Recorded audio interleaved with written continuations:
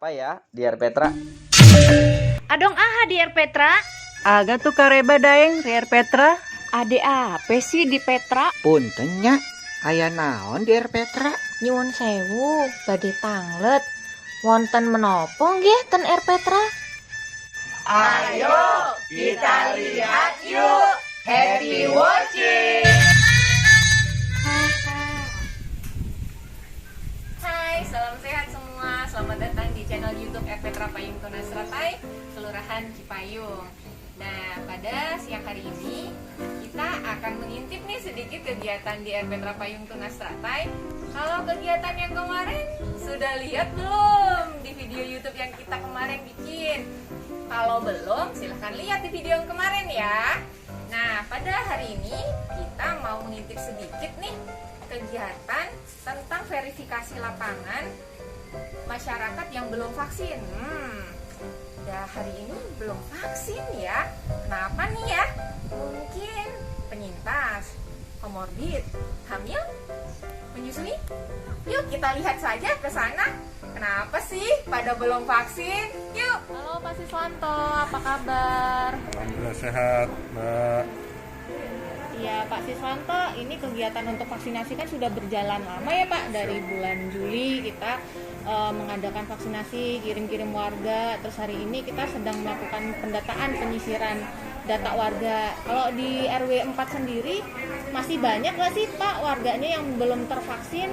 Dan biasanya alasan-alasan apa saja yang warga ini kenapa kok sampai sekarang belum vaksin? Coba dijelaskan Bapak. Oke, terima kasih Mbak. Untuk RW 4, kalau dibilang masih banyak, mungkin masih banyak warga yang KTP-nya katanya masih Cipayung atau RW 4, tapi tinggalnya sudah tidak di RW 4. Itu yang pertama. Yang kedua, kalaupun masih ada yang belum vaksin, itu biasanya adalah penyintas atau bekas COVID. Jadi itu yang belum vaksin. Nah, sebagian ada yang mungkin takut. Nah, karena mungkin ini Mbak, yang bikin takut itu omongan-omongan warga atau omongan di tetangga yang menyatakan kalau divaksin itu nanti begini, nanti begini, nanti begini. Nah, itu yang harus tugas kami pengurus RT, RW, kader, baik itu Jumanti atau Wisma atau tokoh masyarakat menyampaikan ke warga selalu untuk mau divaksin.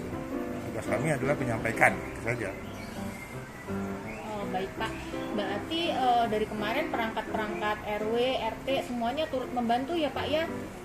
Kira-kira peran serta, saya tadi sih udah lihat ada Karang Taruna, ada Desa Wisma yang berperan. Apakah itu selalu door to door ke warga untuk seperti apa sih Pak pendekatannya ke warga? Ya, seperti yang saya lakukan ketika lansia, itu terutama lansia adalah orang-orang yang rentan terhadap penyakit atau yang rentan atau takutnya sama sekali. Ketika kita dekati, kita ajak ngobrol. Alhamdulillah kemarin waktu yang di SMA 64 itu ada beberapa orang, ada sekitar 3 atau 4 orang bisa bawa ke SMA 64. Waktu kita vaksin di SMA 64 itu adalah lansia semua dan usianya di atas 90 tahun. Alhamdulillah dengan pendekatan kita gimana caranya memberikan keyakinan kepada orang-orang tua kita, alhamdulillah mau untuk divaksin gitu. Baik. Untuk range usia itu kan kita sudah mulai dari usia 12 sampai lansia ya Pak. Yang kira-kira di range usia berapa sih Pak yang kira-kira warga itu susah diajak untuk vaksin? Dari anak-anaknya atau lansianya kah yang susah diajak vaksin? Kalau di lingkungan setahu saya yang itu tergantung ya kembali ke manusianya atau ke orangnya. Sebab kalau misalkan yang namanya vaksin, tadi saya bilang mereka banyak kan takut. Kalaupun dia takut, penyebab takutnya ini kita nggak jelas. Nah itu yang kita ini. Tapi kalau buat usia, alhamdulillah di tempat kita seperti usia 12 tahun, alhamdulillah masyarakat udah mulai mau gitu.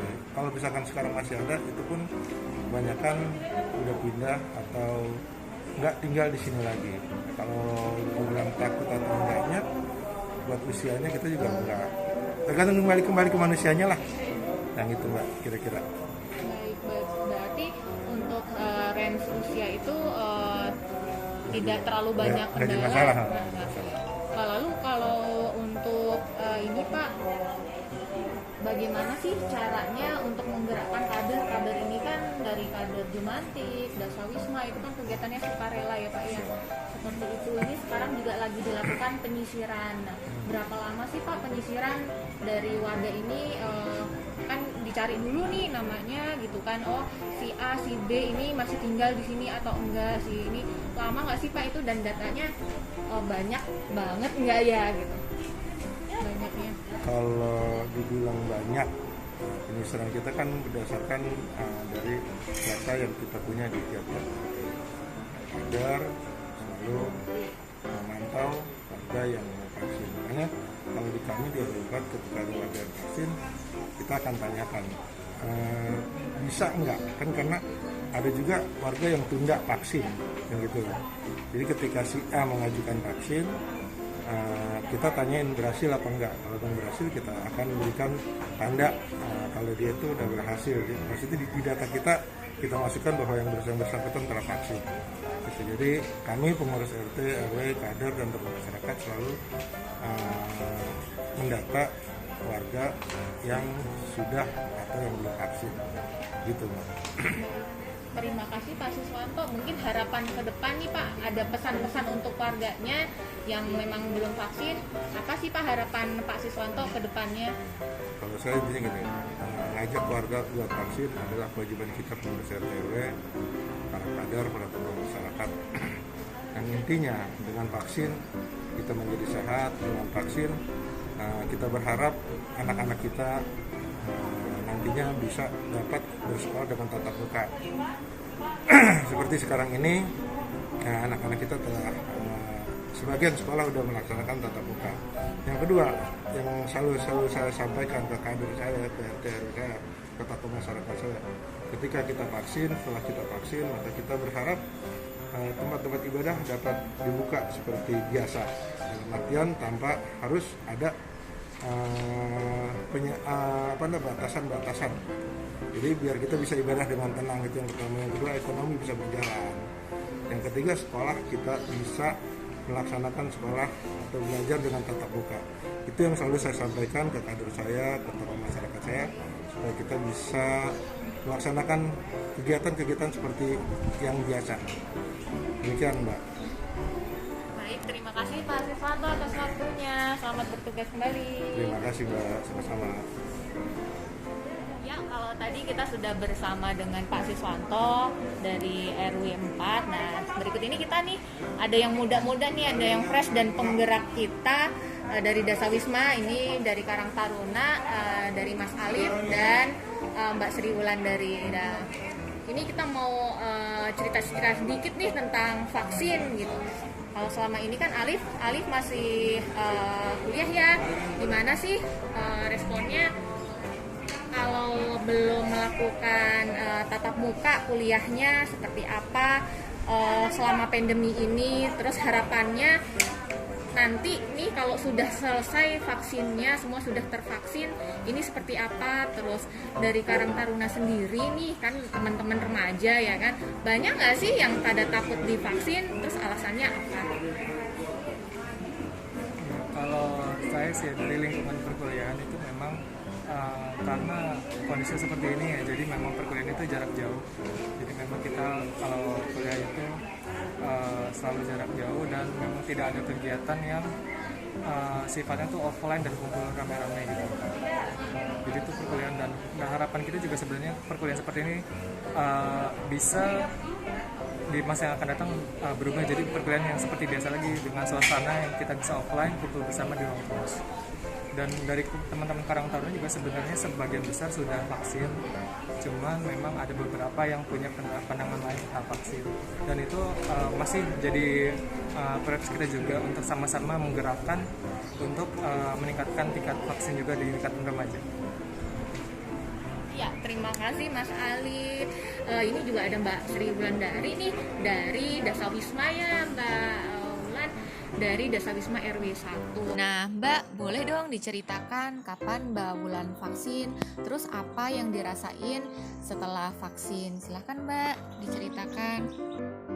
Kalau saya dari awal vaksin itu dari awal udah niat vaksin udah vaksin duluan ya, karena kita kan sebagai kader harusnya vaksin dulu baru kita nyuruh buat masyarakat yang lain kayak gitu. Terus juga alhamdulillah selama saya sudah vaksin nggak ada yang namanya tuh efek samping ya. Namanya habis divaksin ya biasanya cuma lemes kan, ya bermacam-macam karena tergantung kondisi di badan kita sendiri gitu. Baik, terima kasih Mas Alif, Mbak Sri Wulan atas ceritanya. Silakan tugas kembali.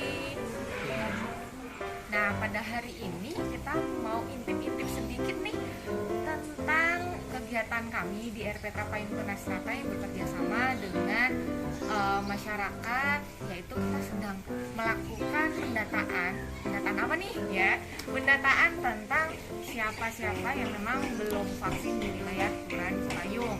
Nah, data-data ini kita dapatkan dari penelusuran kader-kader Dasawisma yang penuh semangat dari kemarin untuk menghimbau para warganya untuk segera vaksin. Ada nggak nih yang pada belum vaksin? Yuk vaksin!